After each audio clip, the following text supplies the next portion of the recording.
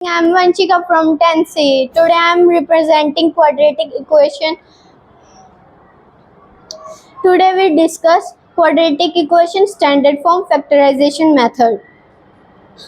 The quadratic equation is a polynomial equation in a single variable with degree 2. जो quadratic equation है उसमें जो polynomial equation होता है उसमें जो single variable होता है उसकी जो डिग्री होती है वो 2 होती है, और जो क्वाड्रेटिक इक्वेशन है वो एक अलजेब्रिक एक्सप्रेशन के समान है और उसकी जो हाईएस्ट डिग्री होती है वो 2 होती है।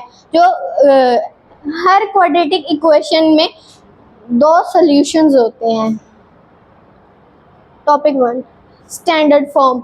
The standard form of a quadratic equation is ax square plus bx plus c is equals to 0, or where a, b and c are real number and a is not equal to 0।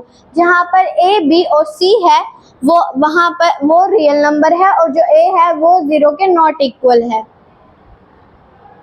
Factorisation method.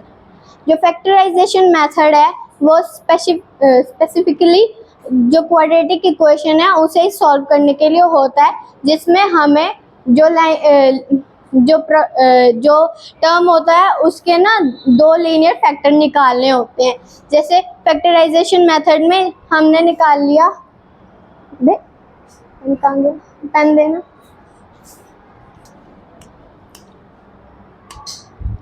जैसे ये हमारी वो question दिया गया है, इसे हमें जब भी हमें क्वेश्चन निकालना होता है क्वाड्रेटिक फॉर्मूले का फैक्टराइजेशन मेथड से, उसमें हमें स्टैंडर्ड फॉर्म में ही लगाना पड़ता है।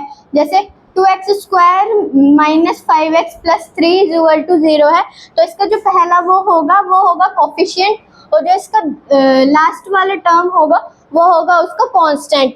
और जो कोफिशिएंट और कांस्टेंट को हमें ऐसे मल्टीप्लाई करना है जिससे हमें 6 निकल जाए। अब 6 को ऐसे टर्म में ऐसे डिवाइड करना है जिससे हमें माइनस का 5 मिले, जो कि है माइनस का 2 और माइनस का 3।